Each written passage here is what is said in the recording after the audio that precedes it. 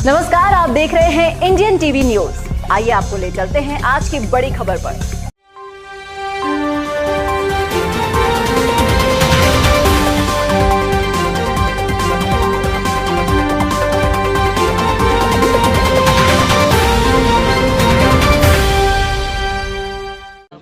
Anil Mishra ji Madhya Pradesh bar council में 1988 में पंजीकरण के उपरांत 37 वर्षों से वकालत के क्षेत्र में एक प्रखर नाम है।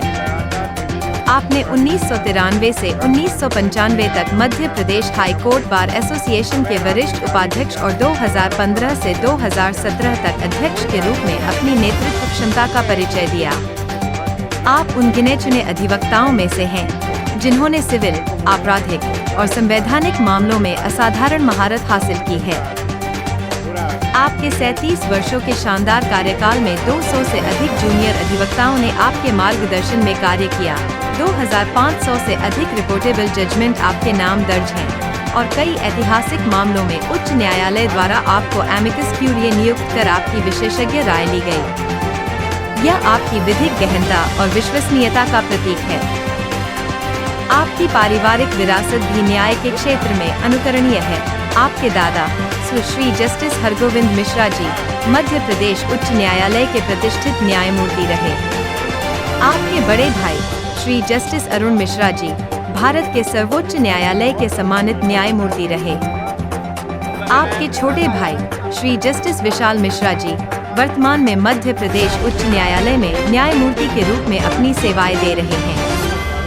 आपके परिवार के अन्य सदस्य जैसे श्री रोहित मिश्रा जी मध्य प्रदेश शासन के अतिरिक्त महाधिवक्ता और अन्य कई लोग न्याय के क्षेत्र में उच्च पदों पर आसीन हैं। आपकी विधिक क्षमताओं का लोहा मध्य प्रदेश उच्च न्यायालय के अधिवक्ता और न्यायमूर्ति समान रूप से मानते हैं। आपके द्वारा संभाले गए जटिल मामले, आपकी तर्क शक्ति और कानूनी दृष्टिकोण ने न केवल मध्य प्रदेश बल्कि देश भर में आपको एक विशिष्ट स्थान दिलाया है। जो आपका विरोध करते हैं उन्हें शायद आपकी उपलब्धियों और योगदान का पूर्ण आकलन नहीं है। आपकी विधिक यात्रा न केवल प्रेरणादायक है बल्कि यह आने वाली पीढ़ियों के लिए एक मिसाल है। अनिल जी के अनुसार जितनी ज्यादा एफआईआर दर्ज होंगी उतना ही ज्यादा सच सामने आएगा। आपके 3 उद्देश्य हैं। 1. अंबेडकर के मिथक को उजागर करना।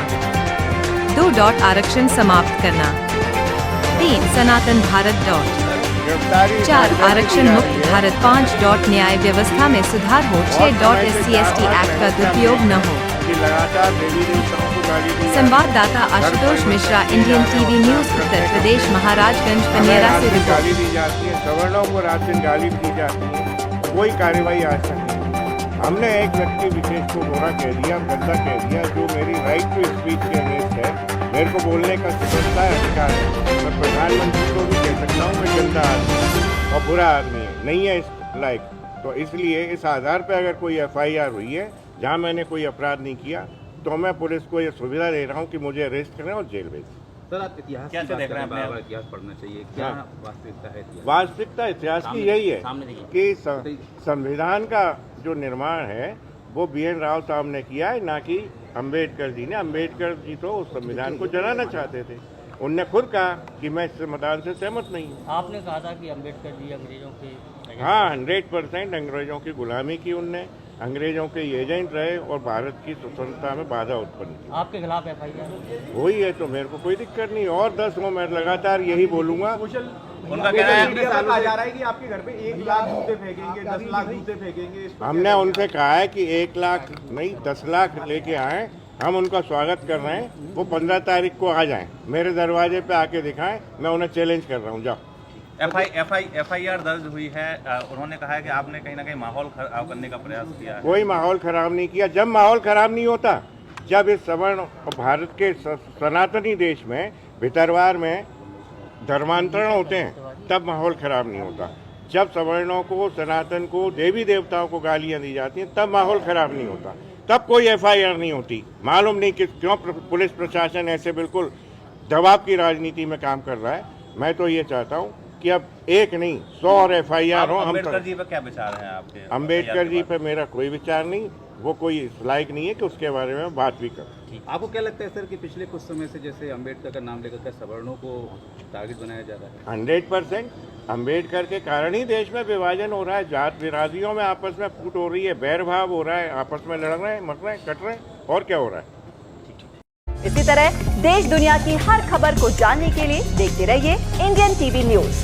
हमारे चैनल को सब्सक्राइब कीजिए और हमारे इस वीडियो को शेयर जरूर कीजिए। धन्यवाद। फिर मिलते हैं अगली खबर के साथ।